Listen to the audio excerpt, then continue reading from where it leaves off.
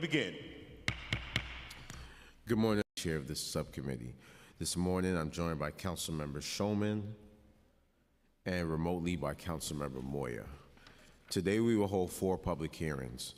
2 will cover projects in Brooklyn, including the Marcus Garvey Boulevard Large-Scale General Development, or LSGD, proposal in Bedford-Stuyvesant, as well as the North 7th Street rezoning proposal in Williamsburg.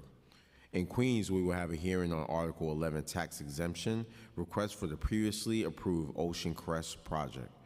And for the 145 project in Manhattan, we are holding a hearing on the zoning special permit, which is a part of the package of land use actions relating to the project, for which we held a comprehensive public hearing last month.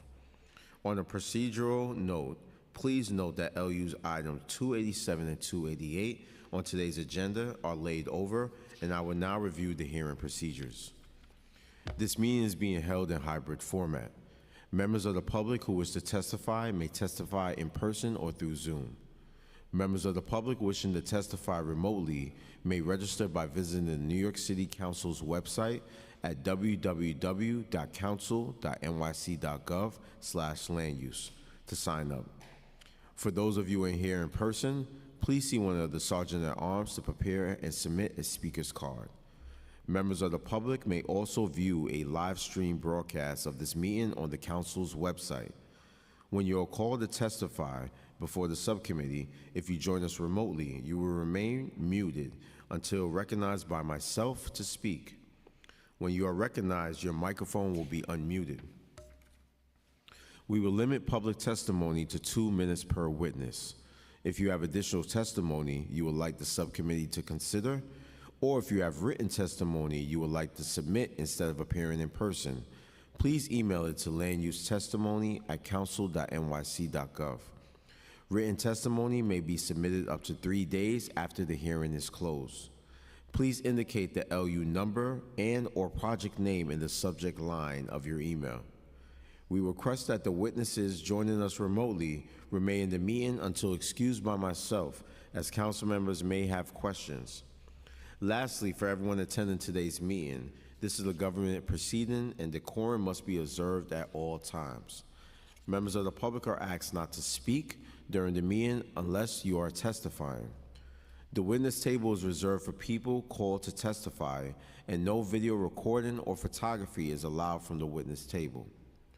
Further, members of the public may not present audio or video recordings as testimony, but may submit transcripts of such recordings to Sergeant-at-Arms for inclusion in the hearing record. Just want to state for the record, we've been joined by Councilmember Carr.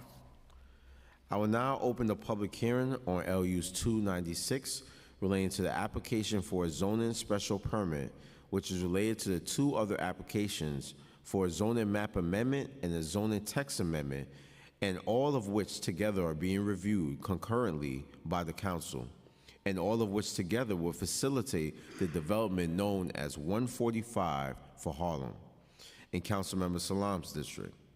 I will remind everyone that this subcommittee held a public hearing on the other 2 applications on May 20th last month, where we heard comprehensive testimony from the applicants and the public regarding all aspects of the proposal.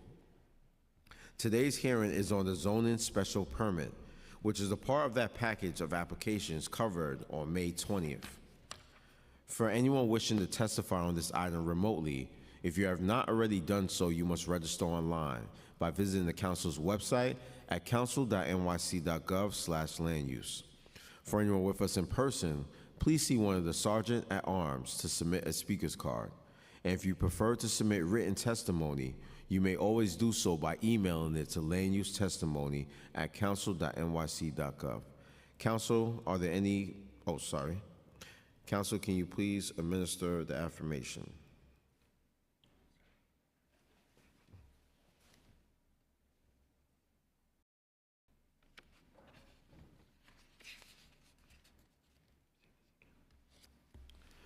Council, are there any members of the public who wish to testify remotely or in person regarding the rezoning proposal? Chair, I understand that we do have remote witnesses. Okay, it appears that we did have some registrations, but they are currently not in the room. They are not logged on. We'll just give them a few more seconds in case We'll they stand log at on. ease for 60 seconds.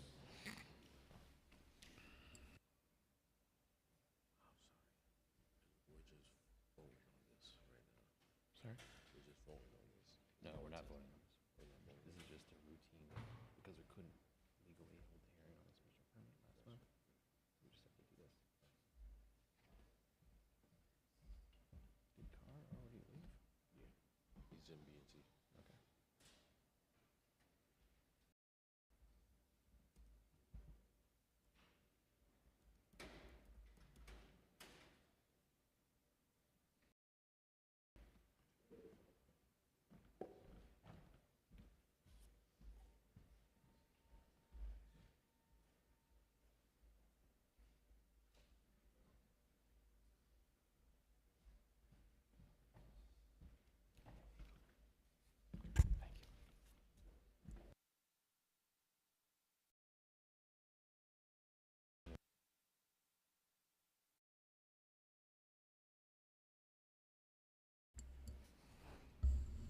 Okay, thank you.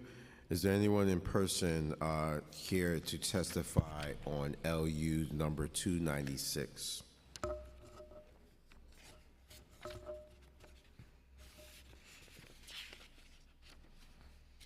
There being no members of the public who wish to testify on LU number 296 relating to the 145 zoning special permit application, the public hearing is now closed and the item is laid over.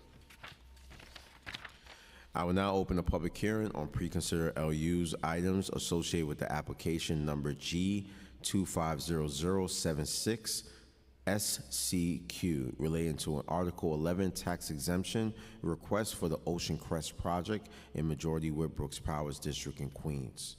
The proposal seeks to facilitate an affordable home ownership development with approximately 89 units in Queens. The project site was the subject of a rezoning proposal that was approved by the council in 2023. For anyone wishing to testify on this item remotely, if you have not already done so, you must register online by visiting the council's website at council.nyc.gov/land use. For anyone with us in person, please see one of the sergeant at arms to submit a speaker's card. If you would like to, if you prefer to submit written testimony, you can always do so by emailing it to landusetestimony@council.nyc.gov.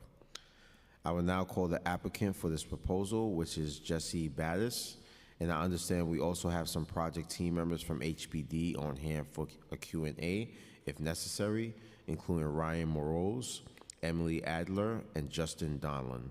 Council, can you please administer the affirmation?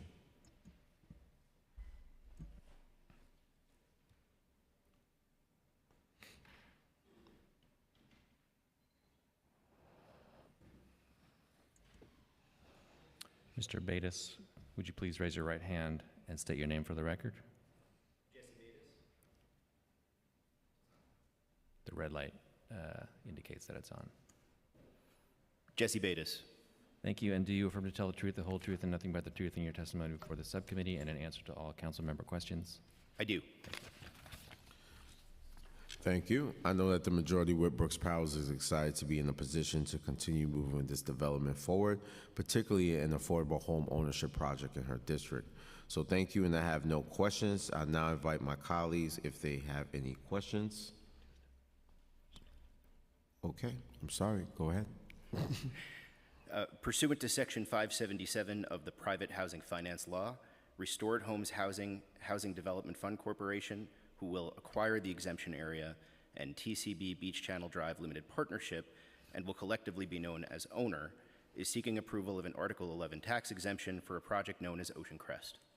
Ocean Crest is an 89-unit, 100% affordable homeownership development previously approved by the City Council on August 8th of 2023. The proposal is to be financed under HPD's Open Door program, wherein eligible sponsors purchase city-owned or privately owned land and construct cooperative and condominium buildings affordable to moderate and middle-income households. Thank you, Chair Riley and subcommittee members, for your time and consideration of this proposal. Thank you. The applicant panel is now excused. Council, are there any members of the public who wish to testify remotely or in person regarding this rezoning proposal? Anyone with us in the chambers wishing to testify on the Ocean Crest Article 11, please step forward, identify yourself, submit a speaker card to the sergeants.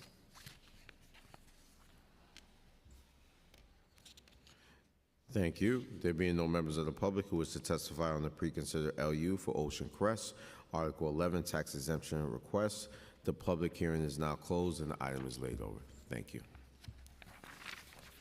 I will now open a public hearing on LU's numbers 300, 301, and 302 relating to the Marcus Garvey Boulevard LSGD proposal in Councilmember Osei's district in Brooklyn. The proposal seeks a zoning map amendment, a zoning text amendment, and a zoning special permit to develop a 14-story affordable senior housing building in the Bedford-Stuyvesant neighborhood of Brooklyn. For anyone wishing to testify on these items remotely, if you have not already done so, you must register online by visiting the council's website at council.nyc.gov/land-use. For anyone with us in person, please see one of the sergeant-at-arms to submit a speaker's card. If you prefer to submit written testimony, you can always do so by emailing it to landusetestimony@council.nyc.gov. I will now call the applicant panel for this proposal, which includes Eric Palantic and Chris Bramwell. Council, can you please administer the affirmation? And I also want to acknowledge that we've been joined remotely by Councilmember Abreu. Applicant panelists, please raise your right hand and state your name for the record. Chris Bramwell. And Eric Palatnik. Thank you. I'll ask you each in turn. Do you affirm to tell the truth, the whole truth, and nothing but the truth in your testimony before the subcommittee and in answer to all council member questions? Mr. Bramwell? Yes, I do. Mr. Palatnik? I do. Thank you. Thank you, and now the applicant team may begin. I just ask that you please reinstate your name and organization for the record. You may begin. My name is Eric Palatnik. I'm an attorney, and I'm representing CV Emmanuel in this rezoning special permit application that, if approved, will create fully affordable senior housing on the opposite of the Joni Mitchell song, what is now a parking lot. So we are going to actually remove the parking lot and build a building. The building is shown right here. If you can go to the next slide, please. I don't know who's controlling the screen. Do I control it? No, you just say next slide when you're ready. And All right, next slide, please. There you go, I thought so. So you can't see it from here, you can't read the words, so I'll read it to you, but what you can see in the lower right-hand corner is a brand new proposed 14-story building. The reason we're here today is because the top portion of it that's shaded in a little bit of a mauve color or burgundy color is not allowed to be there as of right. So we're requesting here a height increase to allow the increase in height to a 14-story building from what is a permitted building height of 90 feet to a total proposed height of 155 feet. And I'm not going to go through the entire presentation, but suffice it to say there are multiple buildings within the blocks all surrounding it of similar height. Also, as point of reference, we met with the Community Planning Board multiple times, and we've met with the council member related to this, and we've met with the borough president. We received support at the Community Planning Board.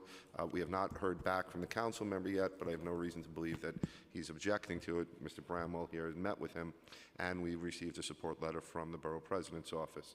If the application is approved, it will allow for the creation of 292 additional units, in addition to the 269 that are there now, resulting in 560 units, all of which will be for affordable housing, the existing housing and the proposed, to people at an 60% or lower AMI, and it will be using federal tax credit subsidies as well as a host of other funding sources to achieve that.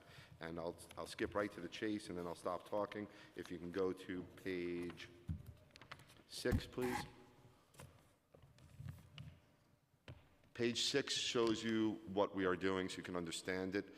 Again, we're asking for a rezoning from an R6A to an R7A, and we're asking for a special permit for the height increase. We're not asking for the rezoning for floor area. We're very well underbuilt. We're asking for the rezoning to facilitate the height and to enable the height special permit. It will be 14 stories, and the building will be built on the parking lot. It's part of a larger complex known as Willoughby Court Apartments, which Mr. Bramwell and his organization took control of about a decade ago, and have spent the last decade making substantial improvements in safety, security, security, and apartments and site conditions. We heard multiple testimony from multiple people at the Community Planning Board, most of whom supported Mr. Bramwell and the work that he's been doing there for the past 10 years. If this is approved as a part of a larger site improvement, there will be a new plaza area built in the area that's the parking lot between the new building and the existing buildings. All of the landscaping inside the interior courtyard, which is everybody's open area, will be replaced and replanted with new landscaping. There'll be new fencing, new lighting, new security systems. There'll be new sidewalks installed as necessary around the property, as well as street trees installed, as well as more lighting and security on the perimeter. Security is a #1 concern for Mr. Bramwell. It was raised at the community board, and he's intent on making this as safe and as nice as he could do so. And that is, in essence, our application. We'd be happy to answer any specific questions the committee may have. Thank you. You're proposing to build on an existing parking lot that I understand is utilized by residents of the Willoughby Court Apartments. Yes. The application proposed to relocate the existing space to a cellar of the new building. Will this be a one-for-one replacement, or will there be a reduction in the number of spaces? It'll be a one-for-one replacement that was discussed at length. People value their cars. The other thing to take note of, so the committee has assurance, is the parking lot is substantially underutilized. We have documents in our application that say so, but also you could see from the photo, it's just a random Google aerial, that the parking lot is at about 50% capacity. That's pretty much its average capacity, but there will be a one-for-one replacement at the cellar level. Can you clarify how the proposed affordable senior housing will be funded? Do you intend to use the HPD SARA term sheet? Yes, we do. Can you clarify the affordability tenants will receive vouchers and be required to pay 30% of income as rent? Is that correct? Not all tenants are going to receive vouchers, but it will be at the 60% AMI, the rents.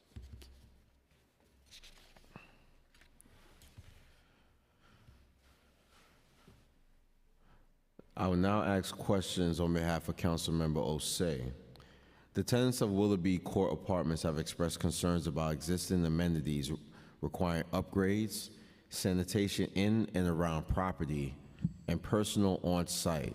How do you plan to address these concerns? We've met with the tenants a number of times, and we are doing some upgrades that'll go along with this project. We'll be redoing the courtyard. There's a massive courtyard that is in the center of the project. We're doing some security upgrades and a lot of beautification. Also, with the plaza that will be between the two buildings, that will also be a great amenity for the residents to have. I did not know this, so I'm asking this question. Eric knows how I feel about studios. You're proposing 222 studios. Yes. And 69 one-bedrooms. How did you decide on the number of studios in relation to the number of one-bedroom units, and what were the considerations that determined this? Sure. This is proposed to be fully affordable senior housing. We're taking off of much data that's been accumulated on senior housing through the decades. Obviously, family sizes are tremendously smaller in a senior household. So we're trying to accommodate, and it's been targeted towards couples and maybe couples that have a child, but it's really targeted towards seniors. We're not trying. I'm 56, so I guess I'll be a senior in a few years. I got a 13-year-old. You got a long time, Eric. Right? You got a little time. But people my age are not necessarily the target here. The target demographic are people that are in their late 60s, 70s, that are in need of some social services in addition to some income relief in their rent, and that's who we're trying to attract to the property. Are there any existing studios in the development? Currently, No? no, we don't have any currently. I am not a big fan of studios. I don't think they're conducive to someone who's trying to live in a nice space where they want to, invite their loved ones over and not have them, in their private space as soon as they enter their household. I do understand why studios are needed, because we do have to address the units that we are able to produce. So I understand, but I would just ask if there is any space to produce any more one-bedrooms, you would try your best to do so. I can only ask that request. I will discuss it with the architect and the team to see if there's any adjustments that can be made. Thank you so much. I appreciate it. Councilmember Shulman, you have any questions? Okay. There being no other council members with questions, thank you so much for testifying here today. Thank you for your time, Thank you. everybody. Council, are there any members of the public who wish to testify on this application? Yes, Chair. We have currently one registration for public testimony. And we currently have no one signed up online, but we do have the one in-person witness. Okay. I will now call up Julius Tajin. I'm sorry if I mispronounced your name. I always mispronounce your name, Julius. I'm sorry. Is this the 145 going up? No, it's not. That was done already. Okay. Yeah, that was done already, Julius. You can submit written testimony on that one, though, which I believe you did already. I could do it again. Like, Yes, you could do it again. Okay? All right, thank you, Julius. If there are any other members who wish to testify on this application relating to LU's numbers 300, 301, or 302, relating to the Marcus Garvey Boulevard LSGD proposal, you can raise your hand online, or if you're in person, you can see your sergeant at arms. We'll stand at ease for 10 seconds. Not 10 minutes.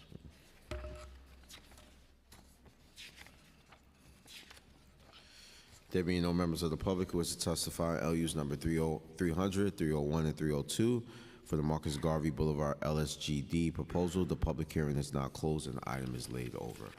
Thank you so much. Okay, our last hearing we will have today.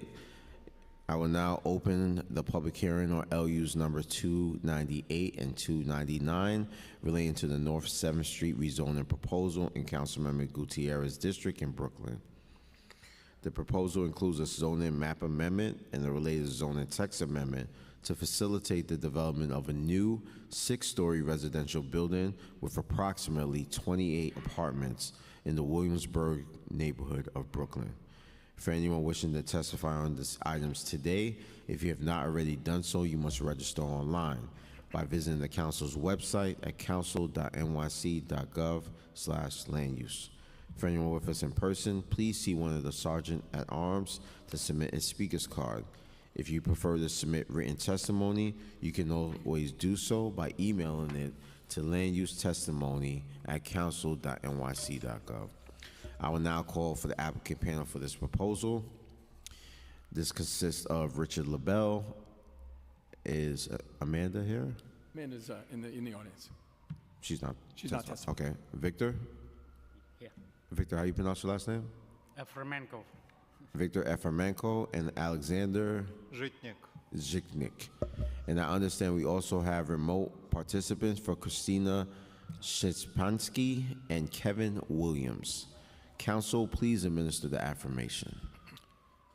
Applicant panelists, would you please raise your right hands and state your name for the record? Richard Lobel of Sheldon Lobel. Victor Efremenko. Alexander Zhitnik. And I will ask you each in turn to answer the following. Do you affirm to tell the truth, the whole truth, and nothing but the truth in your testimony before the subcommittee and in answer to all council member questions? Mr. LaBelle? I do. Mr. Efremenkoff? I do. Mr. Zichik? I do. Thank you. And now the applicant panel may begin. As you start, please reinstate your name and organization for the record. You may begin.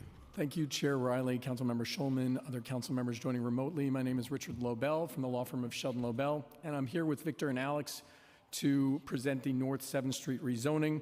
We are hopeful that the zoning subcommittee will be supportive of a rezoning which has enjoyed the unanimous vote of Community Board 1 in Brooklyn, as well as the unconditional approval of the Brooklyn Borough President. Next slide, please.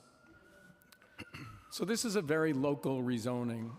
Victor and several of his neighbors, specifically 3 other applicants, are proposing a rezoning to 8 lots on the south side of North 7th Street between Bedford and Berry Streets. This rezoning would allow for the reinstatement of R6 zoning, so there would be an existing R6B and R6B C24 that would be rezoned to R6A C24. We are also, of course, seeking an MIH text amendment to allow for mapping options 1 and 2.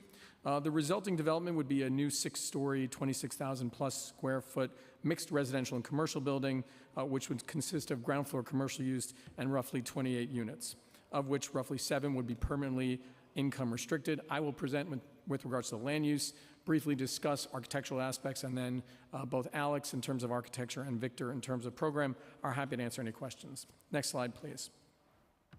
As you can see from the circled area, tough to see, but we'll see it in the coming maps, this property is currently located on a block on which the southern portion of the property is already zoned R6A. That's an existing MX8, M12, R6A mixed-use district that was zoned as part of the 2005 Greenpoint Williamsburg rezoning. This property was previously R6, parentheses M12, and was rezoned to R6B over 20 years ago. The rezoning would, in essence, restore that R6 non-contextual zoning, which here would permit FAR up to 3.9 and allow for development of residential, and importantly, required affordability, which is not currently a part of the existing zoning district. If you can skip 2 slides to the tax map, you can see the extent of the zoning district boundaries. So the R6A would be mapped from 100 feet from Bedford through to Berry Streets, and a commercial overlay would be on the middle portion of the block to meet up with the existing commercial overlay existing along Berry and North 7th. In addition, you can see the red highlighted area. That is the area that is the development site currently owned by Victor and his co-applicants. The next slide is the area map, which I think tells the story well in terms of why this is such a supported rezoning. You can see from the area map, the Bedford Avenue L stop exists roughly 150 feet from the site. There are multiple subway lines within half a mile of the site, multiple bus lines as well, at least 4 bus lines, and you've got existing thoroughfares along Bedford and Berry Streets. Clearly, the area can handle this modest additional density, in addition to which, pursuant to City of Yes, the current building is R6A, which would allow for, or the proposed building would allow for 6 stories here as proposed. The existing R6B, because of City of Yes, would also allow for 6 stories. So essentially, we're allowing for a more full floor plate, which will allow for the increase in residential units as well as affordability in this area. I would add that the area is in dire need of residential use as well as affordable units, given the tremendous upswing in population since 2010. In the most recent census, since 2010, there was roughly a 40% increase in the number of residents in the area, clearly placing much pressure on the housing market. The next several slides, we can just page through, show pictures of the area, including the next slide, which shows the site itself, existing 1 to 3 story buildings with ground floor commercial. I would also note that the commercial overlay here would serve to create conforming conditions on many of the commercial uses already existing on this block, an additional bonus of the rezoning. As we page through the next several slides, I guess if we go to the next slide, you can see the proposed building in rendering. There is a building across the street which totals 12 stories in height, so the 6-story building here clearly within the context of this block. And with the remaining slides and plans, you can see the sensitive design in terms of the area. If you want to keep moving forward, you can see the floor plans, which allow for cellar storage. You can keep going. The next slide. Ground floor commercial and residential use, as well as 3 parking spaces. And then as you go, you can keep paging through the upper stories. These provide a mix of studios, 1s and 2s. I would add that the building is very heavily favored towards 1 and 2 bedroom units, a total of 4 studios, 14 1-bedrooms, and 10 2-bedrooms, resulting in 85% of the units at 1 bedroom or above. In essence, that's the application. Again, we've received tremendous support to date. Community Board 1 was very gracious in their approving this application by a vote of 40 to nothing. And with that, the applicant's happy to answer any questions. Thank you, Richard. The building you're proposing is just shy of utilizing the full FAR. Please explain why you aren't able to use the full FAR. Alex, do you want to talk a little bit about the current utilization of the square footage? I think on the one aspect of the project that Richard did mention, that the project also includes an affordable component. So this is not purely market rate building. In terms of FAR, this particular proposal was designed prior to the latest rezoning. So the building was designed based on 3.0 FAR right now, although the latest rezoning would allow 3.9 FAR,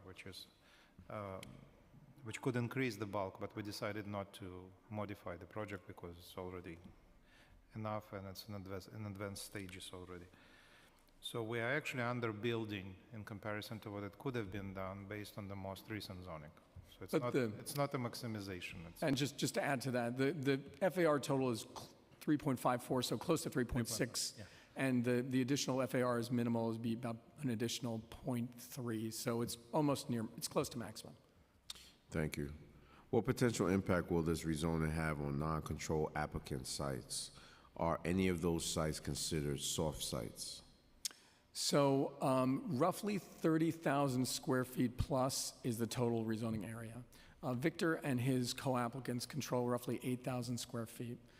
With regards to most of the other area, there's really two properties. The first is the corner of Berry Street, an existing commercial establishment, a restaurant, which could build roughly to the size and bulk of this property.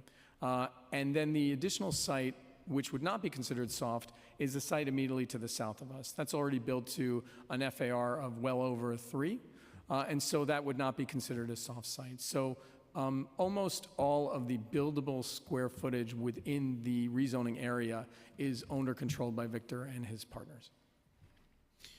There are currently 8 occupied residential units. What are the lease terms of the existing tenants, and what are the rents of the existing tenants? Sure. So I'll start, and Victor can add as necessary. Most of those tenants have either vacated or their leases that are going to be up during the summer. Victor, again, one of the attractive parts of this rezoning is that we have local owners and neighbors who are conducting the rezoning application. And so they will all receive ample notice. Indeed, the opportunity here, we're not even rezoned yet, but the opportunity here to develop plans for the building at Department of Buildings, as well as obtain financing, would result in a fairly long lead time for those residents of the building. Those who have not vacated or are terming out over the summer, Victor has said that he's able to work with them, both having property and knowing landowners within the area and property owners, in order to make sure that they are sufficiently housed after a proposed rezoning. So he knows most of these tenants, with several of them being in his building, but he and his co-applicants have committed to being as helpful as possible. But clearly, those people would not be affected for a minimum of a year. How many of those tenants moved out, you said, Richard? I think of the 8 units, do you know how many are vacant? No vacancy right now, but there is no senior citizen in the existing premises or tenants with the children, all young professionals, and we were also promised them to help with moving expenses, and if they want to come back in the future after project will be finished, they will get apartment with some discount. All right, thank you. My last question is, what is the timeline for tenant move-out, demolition, and construction? Yeah, so I'll start. I think the applicant here, to the extent that the rezoning was approved, the rezoning would be approved within the next several months. Alex, as the project architect, has not yet begun Department of Buildings applications, given that there would be then technical drawings needed. So as mentioned, I think that any type of construction or work to be done on a going forward basis would not be begun for a minimum of a year. And then potentially in terms of the construction timeline, construction I imagine would take somewhere between 1.5 years to 2 years. Yeah, at least. So that's the rough schedule. Okay, thank you. And I just want to shout out that we've been joined by the Elliott School of International Affairs in the balcony. Thank you so much for joining us at City Hall. Okay.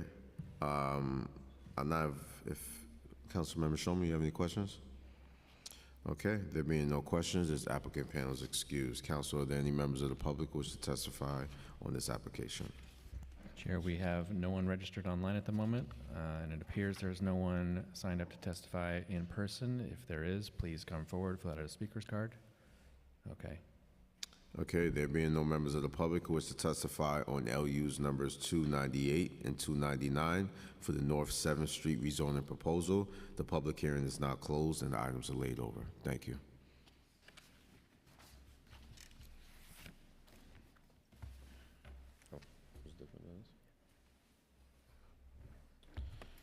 Okay. That concludes today's business. As a reminder, All public hearings held today have been closed and the items are laid over, but for any members of the viewing public still wishing to submit testimony, you may do so through email by sending it to landusetestimony@council.nyc.gov. I would like to thank the members of the public, my colleagues, subcommittee counsel, and the Sergeant at Arms for participating in today's meeting. This meeting is hereby adjourned. Thank you.